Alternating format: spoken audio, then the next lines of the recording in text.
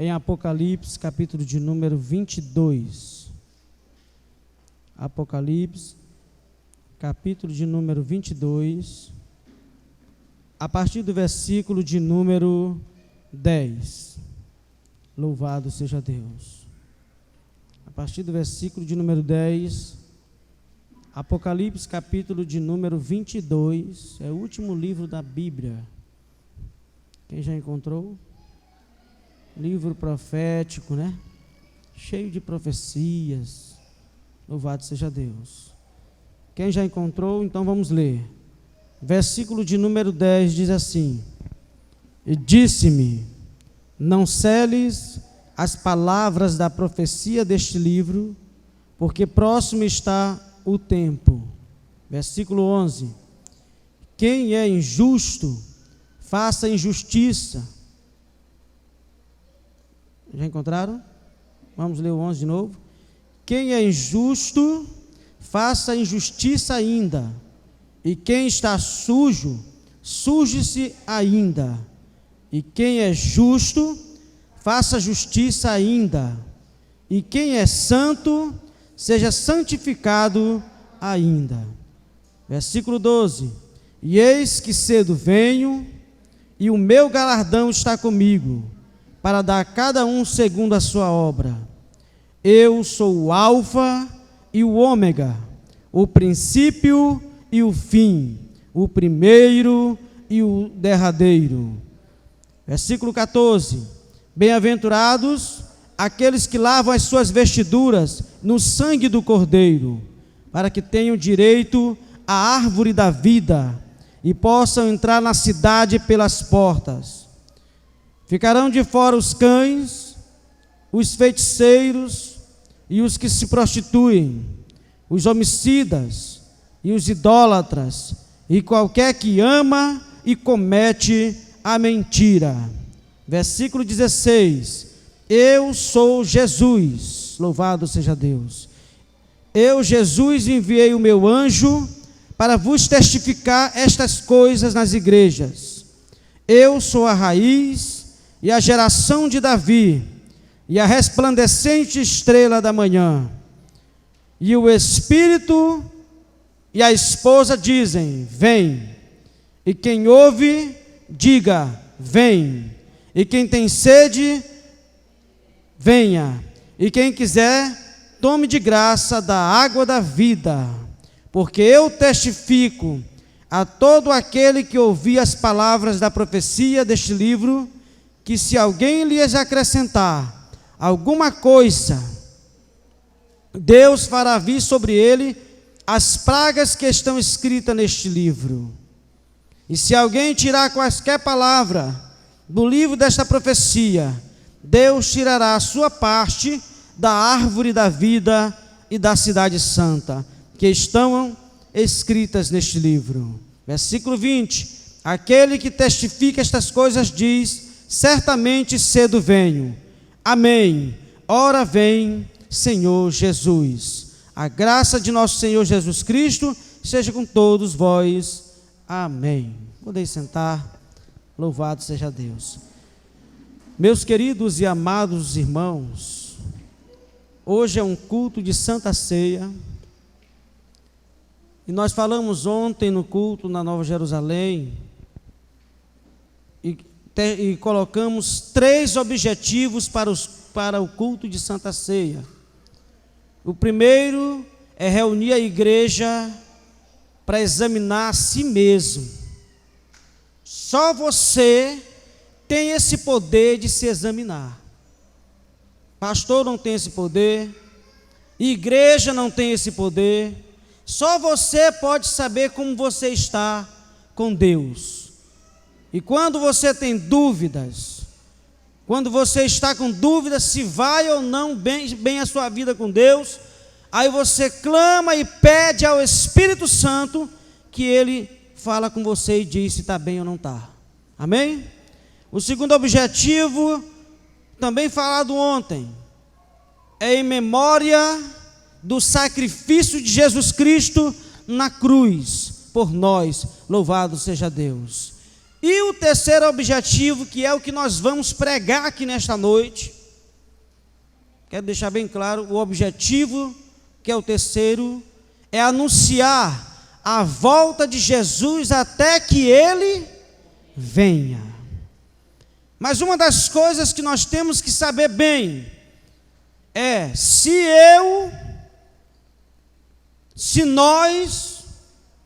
a igreja já está pronta para este encontro com Jesus. Mas pastor, você está dizendo igreja, mas a igreja não é formada por salvos. A gente não sabe, nós não sabemos que horas será o arrebatamento da igreja. Então tem muitos salvos que precisam ouvir a voz do Espírito Santo. Então, como nós não sabemos a hora em que Jesus voltará para buscar a sua igreja, quem crê que Jesus vai voltar? Levante sua mão aí.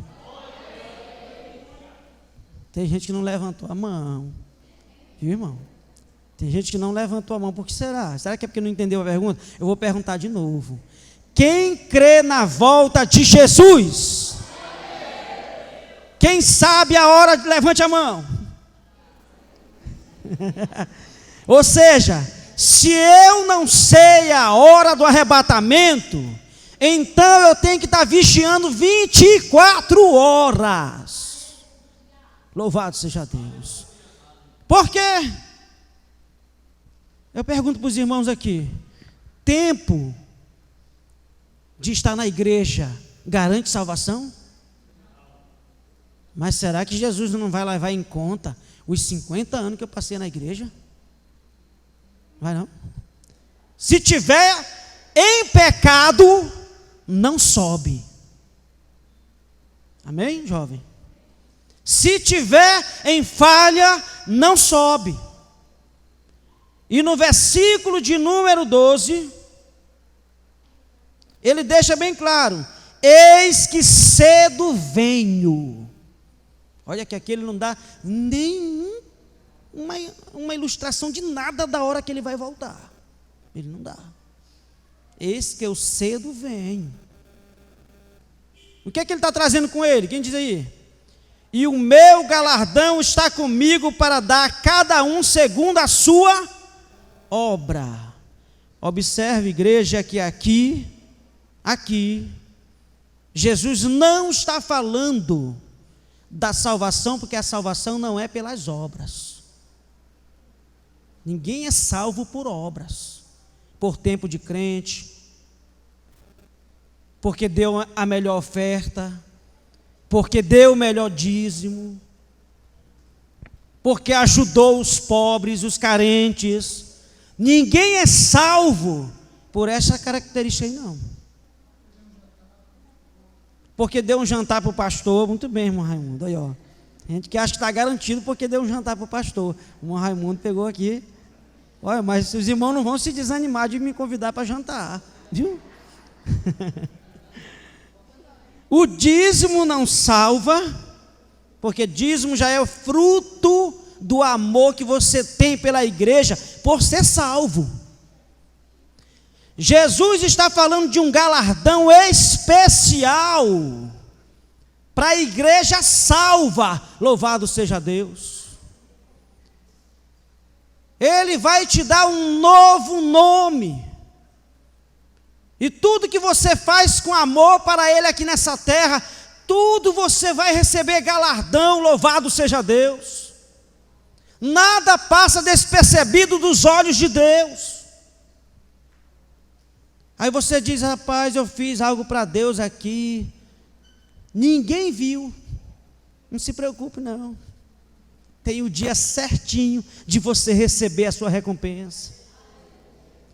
Todo mundo está te julgando, acabando contigo, acabando com tua imagem, mas Jesus sabe o que tu tens feito. Ah não, mas eu vou anunciar no microfone que eu vou convidar o cantor Claudivan e vou dar um almoço, vou dar uma janta, ele vai passar um dia lá em casa e eu vou dar uma oferta abençoada para ele. Anunciar no microfone por quê? Porque quer que todo mundo veja. O crente, quando ele dá com amor, ele espera terminar o culto e chega bem no ouvido do irmão: a passar o dia comigo amanhã. Ninguém nem soube, só ele e a família do irmão Claudivan. Mas sabe quem é que vai recompensar? Mateus capítulo 10, é o último versículo, se você se perder por aí. Sabe o que Jesus diz? Aquele que recebe um profeta na condição de profeta, receberá galardão de profeta. Louvado seja Deus. Esse galardão que a Bíblia está se referindo. Se você der um copo de água a um dos meus pequeninos, você jamais perderá o seu galardão. Olha o que ele diz aqui no versículo de número 11. Parece que eu estou voltando, mas é porque a expressão é bem clara aqui no versículo 11. Eu quero deixar bem claro isso aqui, ó. Quem é injusto. O final de cada frase que me chamou a atenção aqui. A expressão ainda. Vocês perceberam isso? Porque chegará o dia, louvado seja Deus, que aquele que é sujo não vai poder se sujar mais. Aquele que comete pecado, ele não vai poder mais cometer pecado, porque o juízo final vai encerrar tudo. Tem muita gente se enganando. Tem muita gente achando que já está salvo do jeito que ele está. Mas a Bíblia é bem clara: quem é injusto, faça injustiça ainda. Pode continuar fazendo. Tu é injusto, então tu vai continuar fazendo injustiça. Olha, irmãos, a pior coisa que existe é quando você tenta mudar uma pessoa que não quer mudar. Você faz de tudo. Você ora por ele, você prega para ele, chama a atenção dele, ele sai zangado, com raiva de você. Mas ele está ouvindo a palavra, ele está ouvindo a verdade. Ele vai continuar fazendo injustiça, porque ele é injusto. A Bíblia deixa bem claro: quem é injusto, continue fazendo o quê? É porque tem gente que está preocupado. Uma vez eu vi um pregador falando que se Jesus... Eu fiquei triste com essa mensagem dele. Ou ele não conhece a Bíblia, ou ele não sabe o que está pregando, eu não sei. Ou entendeu errado, que tem gente que conhece a Bíblia toda, mas entende errado. Daquela expressão que ele usou no púlpito, irmão, eu fiquei muito preocupado com ele. Não foi nem com a igreja não, porque a igreja não precisa disso. Ele disse: se Jesus voltasse hoje, ele ia dar uma viagem perdida, não ia levar ninguém. Que besteira é essa, rapaz? Que besteira é essa? Tu lembra, irmã Silene, desse dia? Cheguei até a comentar com ela. Tu viu aquela mensagem? Eu foi assustado com aquilo ali. Jesus da viagem perdida. Você sabe quantos salvos estão preparados neste momento em todo o planeta Terra? Louvado seja Deus. E a igreja, ela é formada de salvos. É por isso que tem muita gente no nosso meio que não é salvo, que não faz parte da igreja, se congrega, prega, canta. Não é assim? Prega, canta, às vezes até chora. Lembrei de uma música do Osés de Paulo que fala isso aí. A gente que até chora, né? Chora que meu amigo. Mas o coração está longe de Deus. É injusto. O que é uma pessoa justa? Quem pode me dizer aqui? Eu gosto de ouvir opiniões. Com o tempo os irmãos vão ver. O que é uma pessoa justa? O que vocês acham? Hein? Opa, o microfone aqui já ia. Vou chegar ele mais para cá. Hein? Uma pessoa justa? Que diz aí para mim? Pode falar mais alto um pouquinho? Pratica a justiça. Mas eu queria dar um exemplo da justiça aí. Quem diz aí? Vamos lá. Um exemplo de justiça. Eu até vou dar o exemplo do apóstolo Paulo e Timóteo. Quando Paulo pede para Timóteo: Timóteo, eu sei que os teus parentes, a maioria são crentes, mas não toma partido porque eles são teus parentes, não. Age de igual forma com a igreja. Uma pessoa justa, irmão, ele jamais vai ficar do lado de quem está errado, mesmo que seja seu parente. Mesmo que seja seu pai, sua mãe, ele jamais vai cometer injustiça. Sabe por quê? Porque ele tem um compromisso com o Espírito Santo. Louvado seja Deus.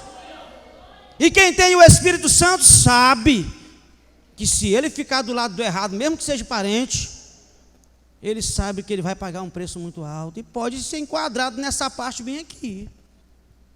Então, uma pessoa justa. Uma vez eu disse para uma irmã minha que ela não estava se dando muito bem, ela estava se congregando, mas não estava se adaptando, aquela coisa toda, e eu disse: minha irmã, tu quer um conselho? Não atrapalhe o pastor. Foi o que eu disse para ela. Se tu não está gostando da visão, não atrapalha. Não, mas é porque o pastor só olha para os casais e ele não olha para a gente, não sei, porque é um pastor diferente que entrou na área. E ele não olha para os jovens e começou, calma. Deus tem várias formas de trabalhar. Passou um pastor aqui na área, e estou falando para ela, né? Que durou 12 anos nesse lugar, e ele só olhava para jovens. Todo o trabalho que ele fazia era para beneficiar, para ajudar os jovens. Agora chegou um que está olhando para os casais. Tinha tanto casais querendo se separar, se desviar, e ele fez tanto encontro de casais e restaurou muitos casamentos, louvado seja Deus. Aí eu disse: calma, deixa o tempo passar e vamos ver no que vai dar. E o que eu aconselhei ela? Para ela não entrar eu posso dizer assim, numa área perigosa, que leva a pessoa a julgar a pessoa antes mesmo de acontecer as coisas.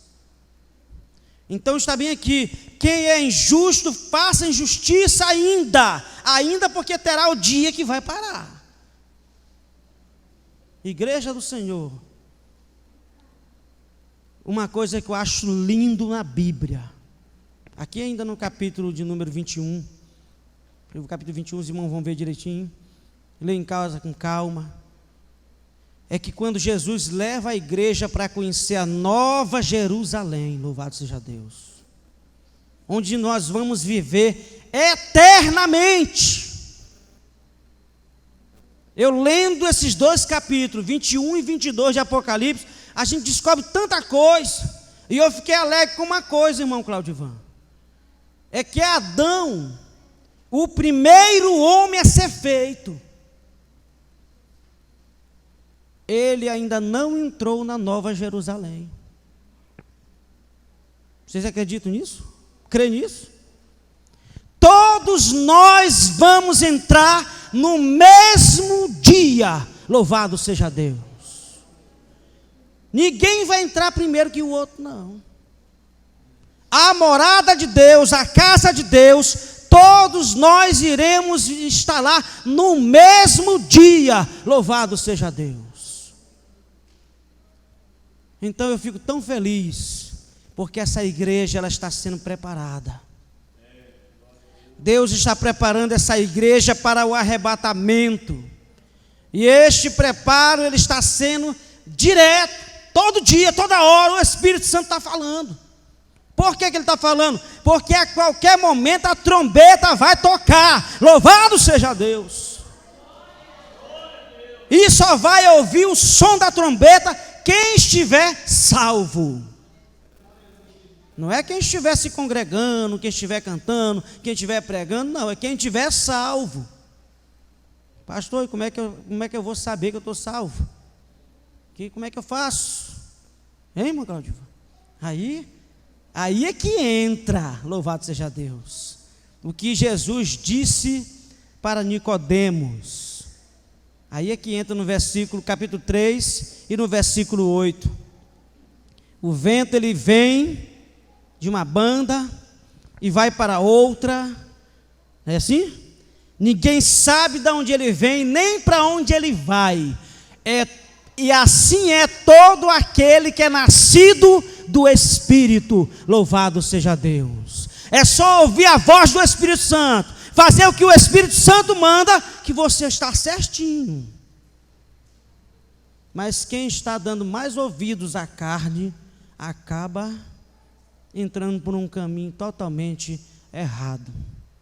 Então o que eu peço, aqui dentro da Bíblia, não dá mais tempo de... como eu estou falando, o culto de ensino é muito puxado, né? Eu só trouxe aqui uma mensagem rápida, baseado na volta de Jesus, que será a qualquer momento. E o culto de Santa Ceia é um culto tão importante, tão especial, que tem crente que tem até medo de comer o pão e beber o cálice, porque não sabe como é que está com Deus. Mas por quê? Porque ao invés de ele passar um mês inteiro meditando, orando, buscando a Deus, a santidade, ele só se preocupa se está santo no dia da ceia.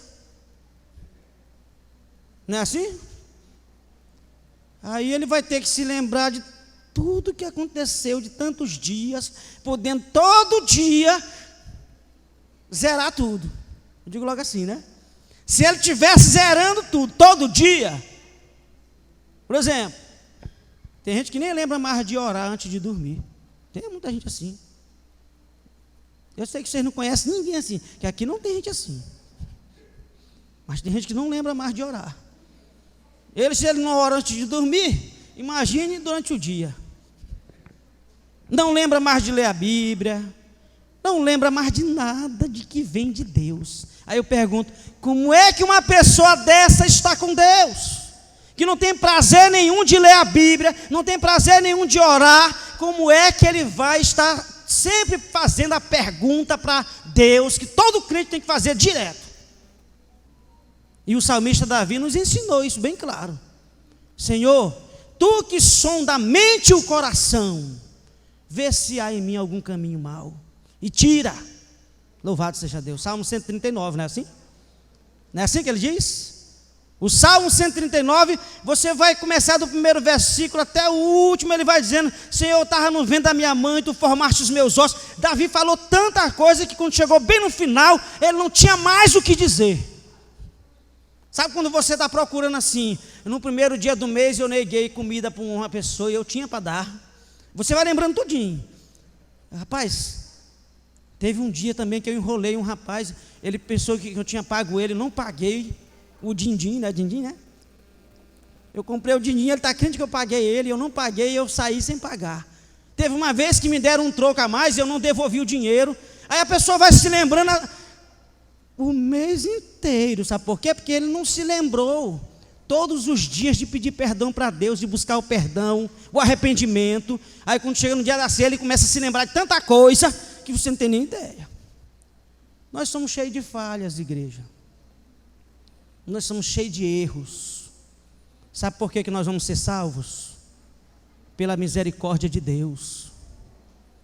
E Deus ama.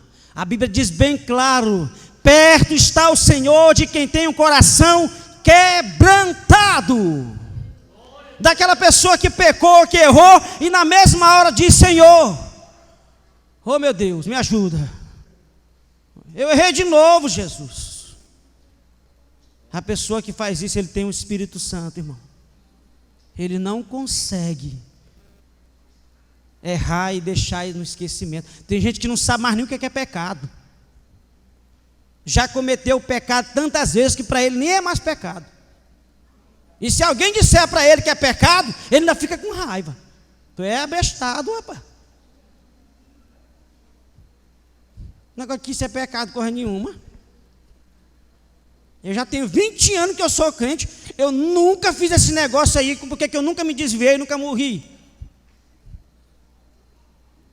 Porque existe um dia, louvado seja Deus, que vai acabar o pecado, a morte, as doenças, as dores. E eu não vou ter tempo de ler aqui, mas está bem aqui. De fora ficarão os cães, os feiticeiros, os idólatras. Quem mais? Aquele que ama e pratica a mentira.